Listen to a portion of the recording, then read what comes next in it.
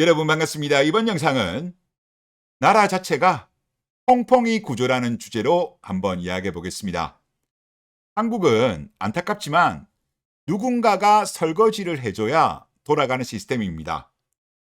아파트 같은 경우는 누군가가 비싸게 사줘야 되는 시스템이고, 국민연금 같은 경우도 뒤에 세대가 부담을 많이 해야 되는 시스템이고, 그리고 한전 같은 경우 적자 장난 아니죠. 부채도 많고, LH 같은 경우도 부채가 많죠.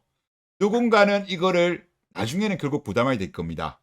그리고 지금 같은 경우도 저렴한 공공요금 누군가가 나중에 설거지를 해줘야 될 겁니다.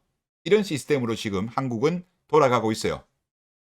한국은 더군다나 부동산 공화국이라고 불리우죠. 부동산이 한국 경제에 미치는 영향은 엄청납니다. 특히 아파트에 국민들이 열광을 하고 있습니다. 가계 자산의 약 80%가 부동산에 집중되어 있는데, 이건 세계적으로도 유례가 없는 수준이죠. 선진국의 경우에는 3, 40% 정도이니까 우리나라는 지금 2배 정도 높습니다. 역대 정권에서도 내수 경기를 진작하고자 할 때 가장 많이 이용한 게 부동산 부양책입니다. 이게 가장 손쉽거든요. 그런데 부작용도 많이 발생해요. 대표적인 것이 가계부채, 그리고 젊은 층들의 내 집 마련에 어려움이 발생하죠. 그리고 이로 인해 가지고 저출산 중에 원인이다, 이렇게 주장하시는 분들도 많습니다. 자, 그리고 올해 2월에 있었던 기사 하나 보시죠. 자기야, 난 아파트에서 시작하고 싶어. 2024년 30대 서울 아파트 매수가 5년 연속 1위였다는 기사입니다. 외국은 결혼할 때 이런 요구를 안 하죠. 하지만 한국 같은 경우는 공주처럼 자란 한여들께서 본인들은 고작 3천만 원 준비하고 당당하게 요구합니다. 그리고 그녀들의 부모들도 요구를 하는 경우도 있죠. 이런 일이 발생하니까 이런 말도 안 되는 일이 생기는 겁니다. 혼전수교를 지킨 20살 여자가 그런 주장을 하면 그나마라도 이해를 하겠습니다만은, 아시겠지만 그런 경우는 거의 없죠. 그러면서도 이러는 거는 제가 볼 때 너무 무리한, 불공정한 요구라고 생각됩니다.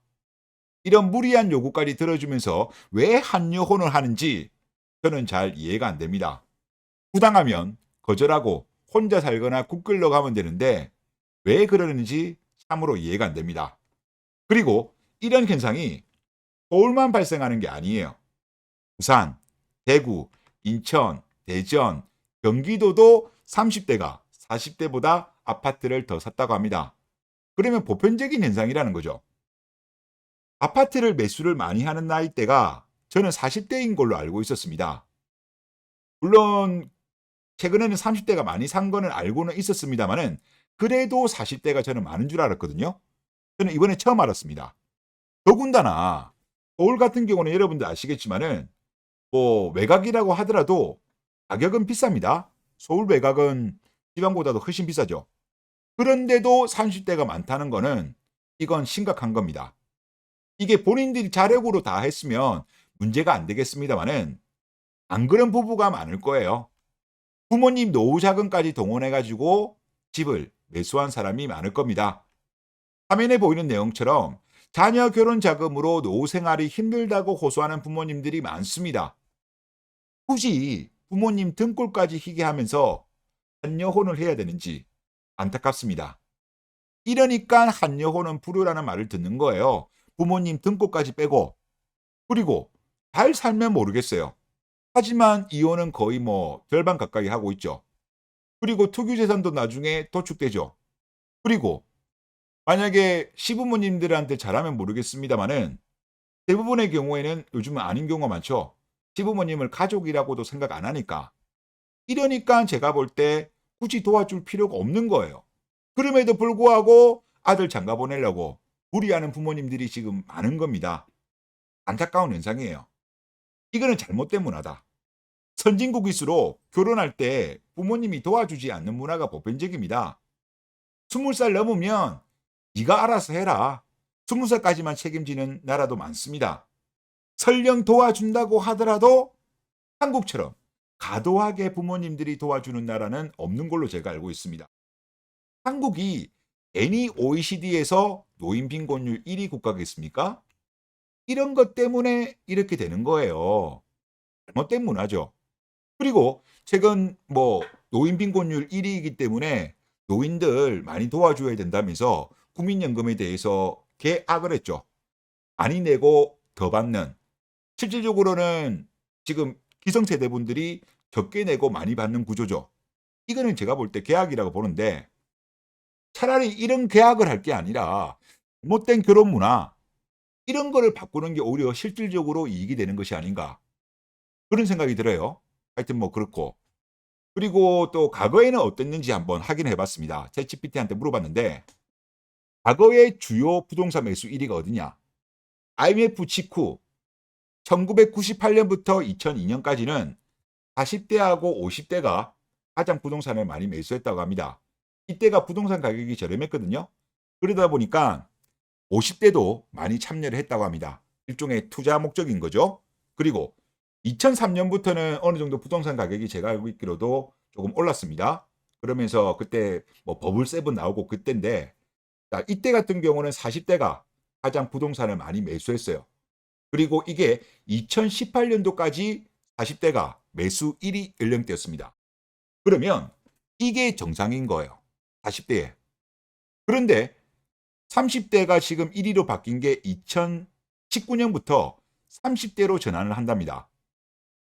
그런데 우리가 PIR, 소득 대비해서 부동산 가격을 보면 2004년부터 2018년도보다 오히려 2019년도 이후가 PIR이 더 높아요. 한국으로 봤을 때 가장 소득 대비해서 부동산 가격이 높은 시점인데 이때 40대가 주 매수 연령대가 아니고 오히려 30대라는 겁니다. 여기 더 비쌈에도 불구하고 역전된 거는 이거는 정상이 아닌 거죠. 이 말은 무슨 말입니까? 한여들이 얼마나 보탰으면 이런 결과가 나왔겠어요. 이로 인해서 이때 시점에 혼인 급감, 출산율 급감이 나오게 된 거죠. 그리고 2015년도만 하더라도 초혼 신혼부부 아파트 비중이 64.7%였습니다. 여기서 말하는 초혼 신혼부부는 결혼한 지 5년 이내입니다. 그리고 2023년에는 74.5까지 상승했습니다. 더군다나 2010년도 후반 패미 강점기 때 특히 많이 급증한 걸 알 수 있습니다. 당연히 이때 혼인 급감, 출산율 급감이 나왔죠. 그리고 최근 부동산 상황이 상당히 안 좋습니다. 건설사들 그리고 PF 자금을 빌려준 금융사들 상당히 어려운데 일단 기본적으로 부동산 가격이 비싼 것도 있고 금리가 많이 올랐죠. 과거에 비해서는. 그리고 경기가 안 좋은 것도 있습니다만은 제가 볼 때는 이런 이유도 있지만 근본적으로 혼인이 많이 줄었기 때문에 기본적인 매수세가 많이 줄었기 때문에 이런 일이 발생한다고 보입니다. 남자들 입장에서야 결혼 안 하면 집을 살 이유가 없어요. 괜히 집 커봐야 청소하기만 힘들어. 투자 목적이 있으면 모르겠습니다만은 굳이 그런 생각 없는 분들은 할 필요가 없어요. 그리고 결혼을 안 하거나 못한 여자들이 지금 많죠. 그런데 이들 중에는요. 대다수는 집을 살 능력 자체가 없어요. 거의 없습니다. 그나마 그래도 유지되고 있는 게 지금 세대수가 계속적으로 증가하고 있어요. 그리고 당분간도 계속적으로 세대수가 증가할 것으로 예상되고 있습니다. 이게 어느 정도 상쇄가 되어서 그렇지 기본적으로 혼인이 많이 감소한 것이 저는 최근에 부동산 미분양 많이 발생하는 요인 중에 하나가 아닌가 그런 생각이 듭니다. 그리고 혼인 건수를 일단 볼게요. 혼인 건수 같은 경우는 2015년이랑 2024년 비교해 보면 30만 건에서 22만, 8만 건이나 줄었습니다. 그리고 조혼인율 같은 경우도 5.9에서 4.4로 많이 줄었습니다. 매수세가 약해진 거예요. 그리고 2025년 2월 기준 준공후 미분양 같은 경우는 11년 만에 최다라고 합니다. 23,722호. 지방 아파트 절반이 텅 비었다고 해요.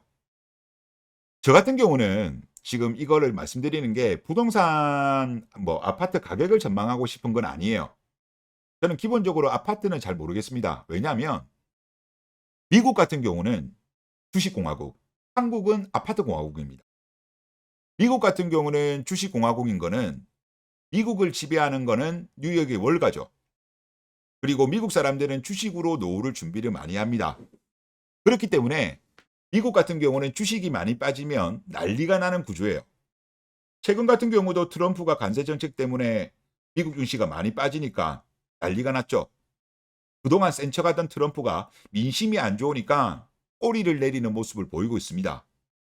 미국은 그만큼 주식이 민심에 크게 영향을 미쳐요. 나라 자체가 거대한 주식 공화국이죠. 하지만 한국 같은 경우는 다르죠. 한국 같은 경우는 나라 자체가 거대한 아파트 공화국입니다. 국민들 자산의 80%가 부동산에 몰려 있고 내수 경기에 상당히 큰 영향을 미칩니다. 그래서 아파트가 빠지면 난리 나는 구조예요. 그래서 한국의 아파트 역사를 보면 어느 정도 심각한 상황이 되면 정부가 개입을 합니다. 수단 방법을 가리지 않고 부양을 시킵니다. 특히 고위공직자, 국회의원들, 정치인들의 어떤 재산을 보면요. 주식 같은 거는 별로 없습니다. 거의 다 아파트입니다. 특히 강남 3구에 집중되어 있습니다. 그러니까 기득권들도 아파트 비중이 많고 국민들도 아파트 비중이 많기 때문에 한국은 나라 자체가 거대한 아파트 공화국이기 때문에 가격이 쉽게 빠지기 힘든 구조라는 거예요. 그런데 젊은 층을 중심으로 한여 안 사요 운동이 전개되고 있죠. 결혼 안 한다는 이야기예요.